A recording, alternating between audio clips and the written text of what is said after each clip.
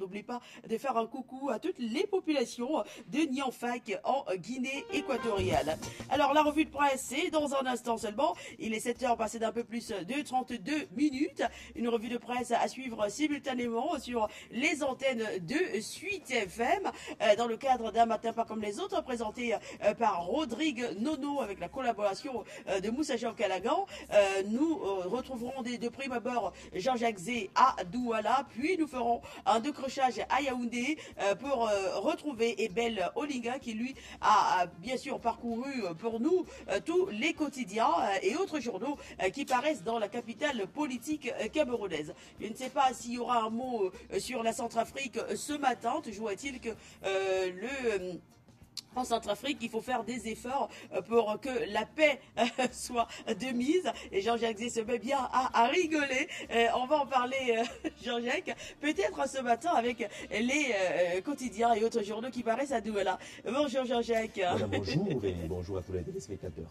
Vous allez bien ce matin? Ça va super bien. Alors on va ouvrir la revue de presse, si vous n'y voyez pas d'inconvénient, Jean-Jacques, avec le quotidien Mutation. Mutation et les réponses fondamentales. Le Cameroun a eu à procéder ou à animer la libération de quelques otages français par la première fois la famille Moulin-Fournier, la seconde fois le père Georges Van der Bush, et puis les questions qui sont restées sans réponse jusqu'à présent, même si de façon officielle, les sources diplomatiques ont indiqué justement qu'il n'y a pas eu versement de rançon de ce côté-là, mais la presse semble ne pas croire à cette réalité. D'ailleurs, aurait semblé justement repérer l'homme qui était au cœur d'une transaction financière.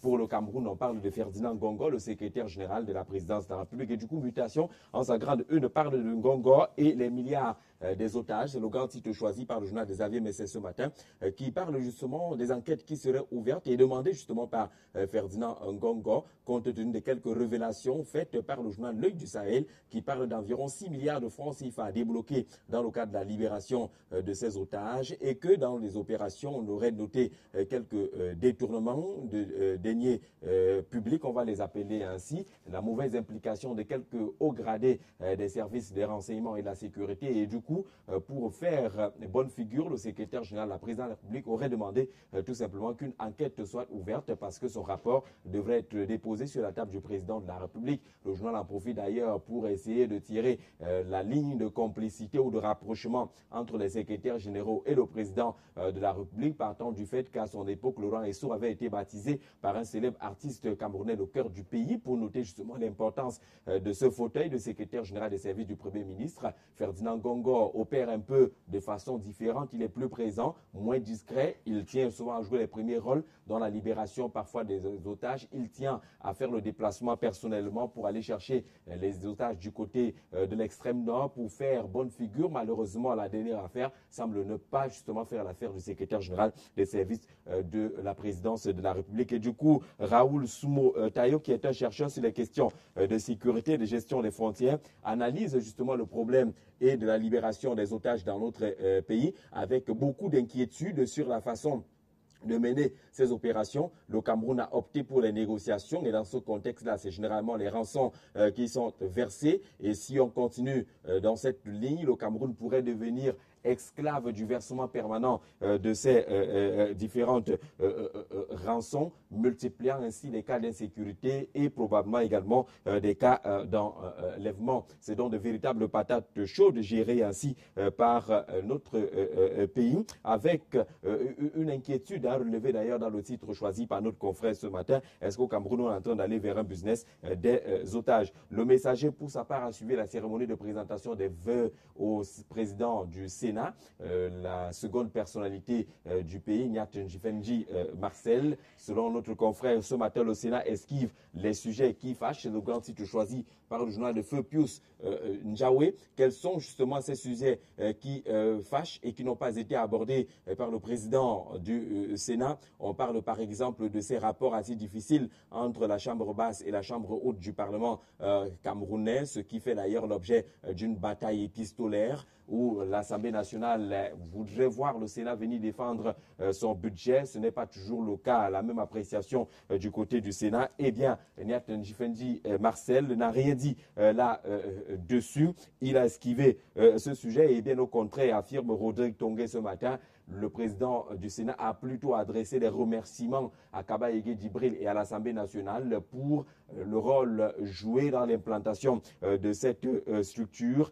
Il aurait également plutôt remercié le Palais des Congrès au lieu d'aborder la question sur le siège du Sénat, ce Sénat qui squatte toujours du côté du Palais des Congrès de Yaoundé. Rien à dire également sur ce qu'on a appelé dans le journal le crime de l'Aise protocole, parce que le président de l'Assemblée nationale a reçu les vœux avant le président du Sénat qui devrait normalement suivre immédiatement le chef de l'État. Il n'a rien dit là-dessus. On parle de la méthode de Niat Jifendi Marcel, motus et bouche cousue, même si le journal affirme que ce n'est pas totalement apprécié du côté de Komniada, la colline qui abrite donc le palais des congrès. À lire absolument dans les colonnes de Le Messager ce matin, cette sortie de l'honorable Peter William Manjo, journaliste député désormais à l'Assemblée nationale dans les rangs du Rassemblement démocratique du peuple camerounais, qui analyse la situation sécuritaire aux frontières du Cameroun avec Boko Haram dans le nord, la Sénéca à l'est du pays. Et le titre choisi par notre confrère ce matin, on ne défend pas une frontière avec les VX et Caterpillar. Le directeur de publication devenu député parle là ainsi de la distribution régulière du matériel aux forces de défense ou à quelques personnalités des forces de défense dans notre pays, les 4x4, les VX et autres qui ne serviraient finalement à rien si on veut défendre les frontières de notre pays. Dans tous les cas, dans un style franc, il dissèque un peu ce qu'il appelle l'incompétence des services de sécurité dans notre pays et il s'alarme sur la situation de cette agression du président de la République du côté de la France et ne croit pas comprendre comment des éléments fortement financés par le chef de l'État ne peuvent même pas réussir à identifier un groupe qui sévit en Europe depuis une dizaine d'années, qui met à mal chaque fois les séjours du chef de l'État de ce côté-là. Il y a problème quelque part, dit Peter William Manjo dans les colonnes de Le Messager ce matin. Il a le sentiment que quelque chose n'est pas correct quelque part dans le suivi et l'encadrement de la sécurité présidentielle, notamment ce dernier cas, mais également des faiblesses observées au niveau des renseignements aux frontières. D'ailleurs, de façon ironique, il raconte des épisodes pendant lesquels il a eu à donner des informations aux hauts responsables de la République qui n'ont pas cru et finalement ces informations ont été finalement claires et réelles. Dans les colonnes de l'intégration ce matin, c'est un peu cette bataille entre Idriss Déby Itno et le président camerounais Paul Biya sur la crise centrafricaine. Souflan en parlait justement. On a noté deux plans d'intervention, notamment lors de la cérémonie de présentation des vœux. Le président de la République appelait à une accélération des préparatifs relatifs à la transformation de la MISCA en opération de maintien de la paix de l'ONU. Alors que du côté de N'Djamena, où se tenait une rencontre de la CEAC, le président Idriss Déby Itno manœuvrait pour qu'en fait le problème centrafricain soit géré au niveau de la sous-région Afrique centrale et peut-être mettre en place justement ce que d'aucuns appelaient son plan machiavélique. Dans tous les cas, le journal Intégration pense que N'Djamena a plutôt accouché d'un monstre sans tête pour la République centrafricaine. D'ailleurs, on apprend que la présidente par intérim de ce côté-là a annoncé sa démission parce qu'elle voudrait être candidate à la prochaine élection présidentielle de ce côté-là. Mais il y a un déchirement de la communauté internationale, constate le journal de Thierry Ndon ce matin, qui propose un dossier d'ailleurs sur cette situation, Biya et Déby, qui se neutralise sur la crise centrafricaine en annonçant justement que notre journal va désormais passer hebdomadaire. L'intégration s'appresse et dans les kiosques ce matin et nous parle des actions du côté de la Direction générale des douanes camerounaises. Libom Lilikeng démasque les mauvais payeurs. C'est le grand titre choisi par sa presse ce matin qui pense justement qu'il y a des joues qui sont causées par quelques mauvais payeurs fortement déjà identifiés du côté des douanes camerounaises. Dans son action, elle voudrait mettre l'accent sur la lutte contre la corruption et les mauvaises pratiques, avec cependant des bons chiffres qui sont relevés et notés lors de la 6e édition de la soirée des partenaires célébrée le mois de décembre dernier. On parle par exemple de la réduction de beaucoup de délais, traitement de dossier par exemple qui part de 6 jours à 6 heures seulement, le délai de passage des marchandises qui part de 3 mois à 6 jours. Ce sont des performances qui sont relevées par notre confrère ce matin. West Eco est dans les kiosques et nous propose en tout cas le journal des investissements publics dans la région de l'Ouest pour l'année 2014. Tous les grands projets sont présentés par notre confrère ce matin qui s'attarde. Et là, on va faire un zoom là-dessus sur l'installation de l'exécutif municipal du côté de la commune de Baché avec l'honorable Bernard Fonga au cœur de cette organisation en tant que président du comité d'organisation qui aura d'ailleurs eu à saluer la victoire du Rassemblement démocratique du peuple camerounais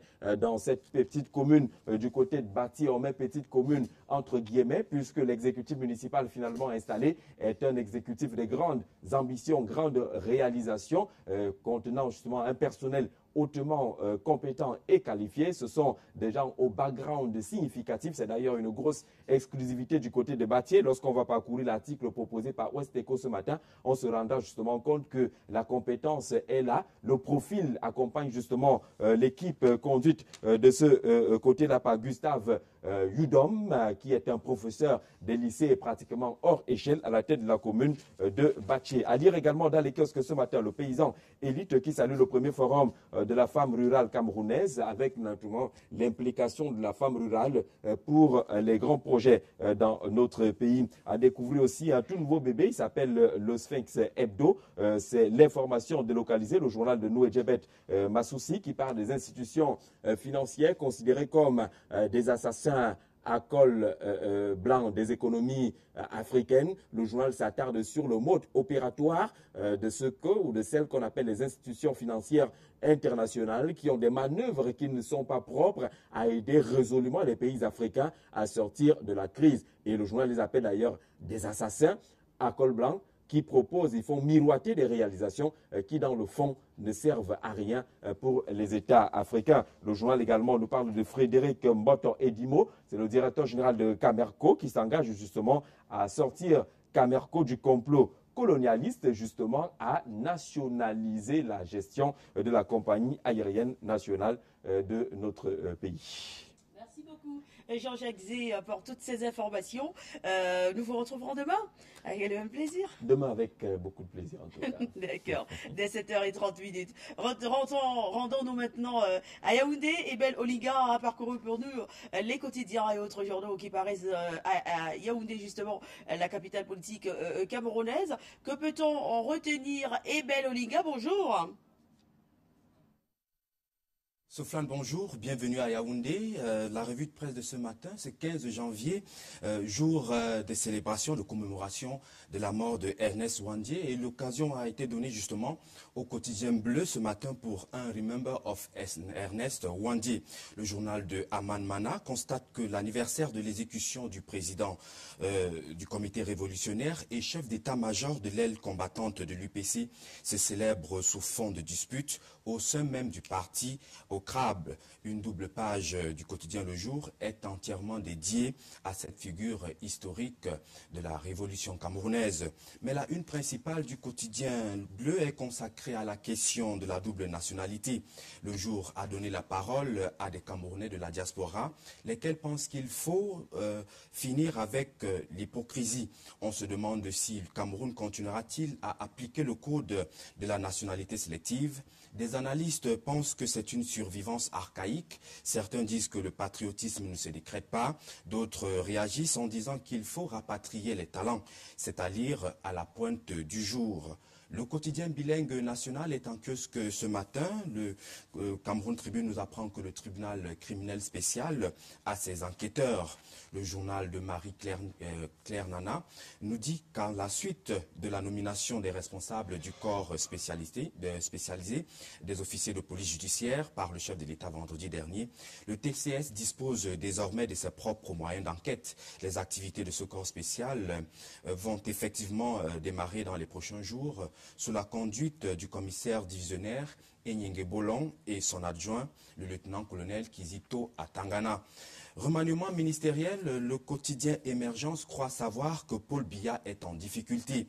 Selon le journal de Marius Biaga, le président de la République serait face à une difficulté énorme, à savoir réduire les effectifs de son gouvernement dans un environnement où, depuis 30 ans, sévissent les notions de partage du gâteau national et de mangeoire. Le quotidien Émergence, qui dit que Paul Biya serait aux abois, pense que le président de la République devrait vaincre la peur et copier l'exemple de la France. L'Hexagone qui compte 66 millions d'habitants pour 34 ministres. Les États-Unis, c'est 300 millions d'habitants pour 15 membres du cabinet.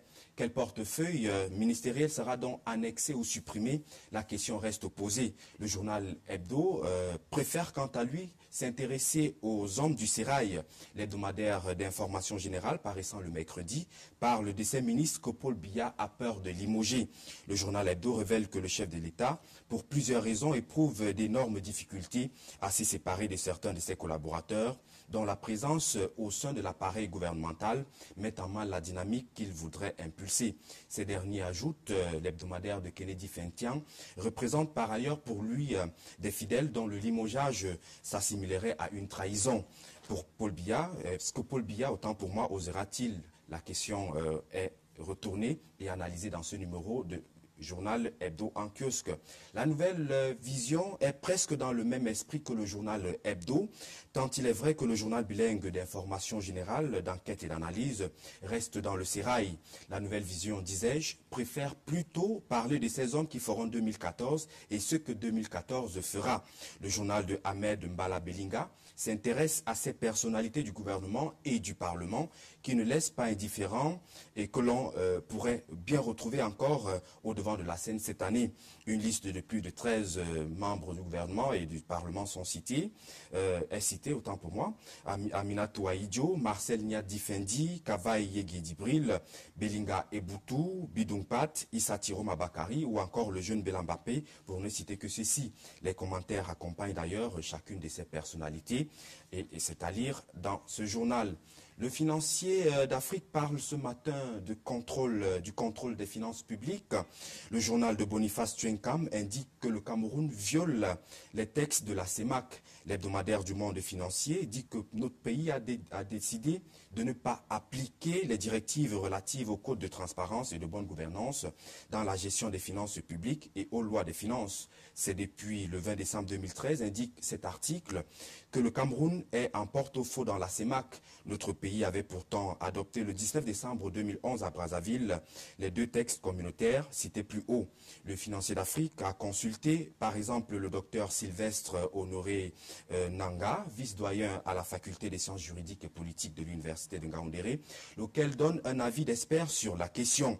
L'hebdomadaire du monde économique ajoute en outre qu'en refusant d'appliquer les directives communautaires, le président Biya s'écarte des standards internationaux de gestion des finances publiques et rejette par là les principes et valeurs